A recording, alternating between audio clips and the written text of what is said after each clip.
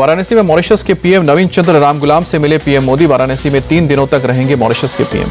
वाराणसी में मॉरिशस के पीएम रामगुलाम और पीएम मोदी की हुई द्विपक्षीय वार्ता। विकास, साझेदारी और क्षमता निर्माण पर विशेष फोकस। पीएम नवीन चंद्र रामगुलाम के साथ द्विपक्षीय वार्ता के बाद बोले PM Modi, Bharat Mauritius partner नहीं, परिवार की तरह है। पीएम मोदी बोले, मॉरिशस में भारतीय सदियों से बसे हुए हैं। भारत के बाहर मॉरिशस में जन औषधि केंद्र खुलेगा। वाराणसी में भारत और मॉरिशस के बीच समझौता ज्ञापन पर हस्ताक्षर। पीएम मोदी और मॉरिशस के पीएम नवीन चंद्र रामगुलाम की उपस्थिति में हस्ताक्षर किए गए। मॉरिशस के पीएम नवीन चंद्र रामगुलाम ने वाराणसी में विदेश सचिव विक्रम मिस्री से मुलाकात की। कई द्विपक्षीय मुद्दों पर चर्चा हुई। मॉरिशस के पीएम नवीन चंद्र रामगुलाम के वाराणसी में स्वागत। होटल में माला पहनाकर और टीका लगाकर स्वागत किया गया। वाराणसी में प्रधानमंत्री मोदी का रोड शो। स्वागत में समर्थकों की भारी भीड़। प्रधानमंत्री ने हाथ हिलाकर सबका अभिवादन स्वीकार किया। भारत नेपाल बॉर्डर पर हजारों ट्रक फंसे। बॉर्डर पर लगी ट्रकों की लंबी कतार। यूपी से 200 करोड़ का निर्यात ठप। नेपाल में आज कर्फ्यू में ढील दी गई। सुबह 6 बजे से लेकर 10 बजे तक कर्फ्यू में ढील। शाम को भी 2 घंटे कर्फ्यू में छूट। नेपाल भारत ने को अपने देश जाने की इजाजत दी। नेपाल में हुई हिंसा के बाद लगे कर्फ्यू के चलते दोनों तरफ से फंसे थे लोग। नेपाल की अंतरिम पीएम बनेंगी सुशीला कार्की। कहा कि मैं राष्ट्र हित में काम करने के लिए तैयार हूं। युवाओं ने मुझ पर भरोसा जताया, इसके लिए अभिभूत। सुशील कार्की के नाम से जेनजी आंदोलनकारियों का एक गुट खुश नहीं। मुख्यालय के बाहर प्रदर्शनकारियों ने प्रोटेस्ट किया। पूर्व पीएम केपी शर्मा ओली ने जेनजी आंदोलन में शामिल युवाओं को भेजा लिखित संदेश। कहा कि आगजनी और तोड़फोड़ अचानक नहीं हुई, आपके मासूम चेहरों का इस्तेमाल किया गया गुमराह करने के लिए। 5 राज्यों में टेरर नेटवर्क का बड़ा खुलासा। दिल्ली से आफ्ताब सूफियान नाम के संदिग्ध गिरफ्तार। दोनों से हथियार और आईडी भी बनाने का सामान मिला। 5 राज्यों से अब तक कुल 5 संदिग्ध आतंकियों को गिरफ्तार किया गया। रांची से अजहर दानिश गिरफ्तार। दानिश के ठिकाने से केमिकल आईडी बनाने का बरामद हुआ है सामान। मध्य प्रदेश और हैदराबाद में भी एक करके आतंकी गिरफ्तार। दिल्ली से 2 और रांची के 1 आतंकी की गिरफ्तारी हुई। मध्य प्रदेश, तेलंगाना और झारखंड से गिरफ्तार आतंकियों को दिल्ली लेकर आई पुलिस। सभी के पास से आईडी बनाने की सामग्री और हथियार बरामद। दिल्ली पुलिस स्पेशल सेल के एडिशनल सीपी प्रमोद सिंह कुशवाहा ने दी गिरफ्तारी की जानकारी। कहा कि पैन इंडिया टेरर मॉड्यूल का खुलासा। रांची से गिरफ्तार असरार दानिश पाक समर्थित हैंडलर।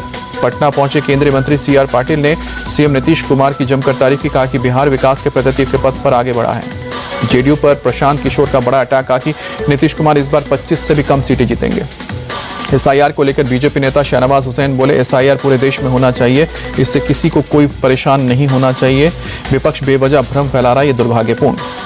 राजस्थान के नेता प्रतिपक्ष टीकाराम जूली ने जासूसी का आरोप लगाया। कहा कि हमारी बातचीत जानने के लिए स्पीकर वासुदेव देवनानी ने विधानसभा में अलग से कैमरा लगवाया है। रेल मंत्री अश्विनी वैष्णव ने जयपुर रेलवे स्टेशन के निर्माण कार्य का जायजा लिया। रेलवे कर्मचारियों के साथ बातचीत की। गोरखनाथ मंदिर में महेंद्र रविंद्रनाथ की 11वीं पुण्यतिथि पर श्रद्धांजलि कार्यक्रम। सीएम योगी बोले, उन्होंने अपना पूरा जीवन देश और धर्म के लिए समर्पित किया। संघ प्रमुख मोहन भागवत के जन्मदिवस पर पीएम मोदी ने अखबार में लेख लिखकर बधाई दी। भागवत को संघ की महान परंपरा की मजबूत धुरी बताया। पीएम मोदी बोले, भागवत स्पष्ट विजन और ठोस एक्शन के गुणों से परिपूर्ण है। उनका जीवन सतत प्रेरणा देने वाला है। नागपुर में आरएसएस प्रमुख मोहन भागवत ने देवभक्ति और देशभक्ति को बताया। एक की अलग अलग शब्द है, लेकिन वास्तविकता में दोनों एक ही हैं। जो वास्तविक देवभक्ति करेगा वही देशभक्ति भी करेगा। पंजाब में बाढ़ से मरने वालों की संख्या 53 हुई है। बाढ़ से 2125 गांव प्रभावित हुए हैं। गुजरात के बनासकांठा के सुगान गांव में बाढ़ से हालात खराब। गांव के अंदर चारों तरफ पानी पानी दिखा। जम्मू कश्मीर के पुंछ में लगातार हो रहे लैंडस्लाइड, करीब 70 घरों को नुकसान पहुंचा। लोगों को सुरक्षित जगहों तक पहुंचाया गया।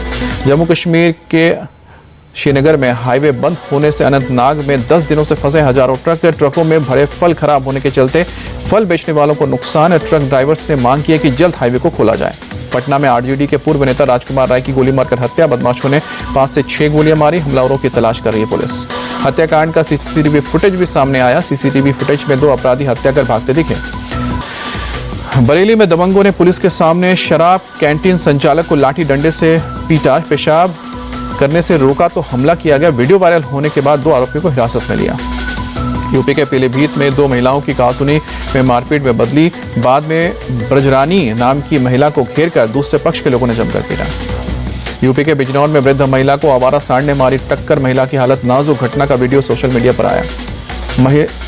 महिला मोहाली के एक बैंक में एक इमिग्रेशन कंपनी के मालिक ने गोली मारकर आत्महत्या की। राजदीप ने बैंक के बाथरूम में जाकर खुदकुशी की।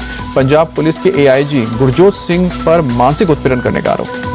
छत्तीसगढ़ के दंतेवाड़ा के पल्ली बारसूर मार्ग पर सत्ताधार और मालेवाही के पास आईडी विस्फोट में सीआरपीएफ के 2 जवान घायल हुए। बस्तर के आईजीपी सुंदर राज ने जानकारी दी। एशिया कप में भारत पाकिस्तान क्रिकेट मैच रद्द होने की याचिका पर सुप्रीम कोर्ट का निर्देश, ये एक मैच है, इसे होने दीजिए, जल्द सुनवाई से इनकार किया। एशिया कप में आज बांग्लादेश का हांगकांग से होगा मुकाबला। अबू धाबी में रात को 8 बजे शुरू होगा मैच।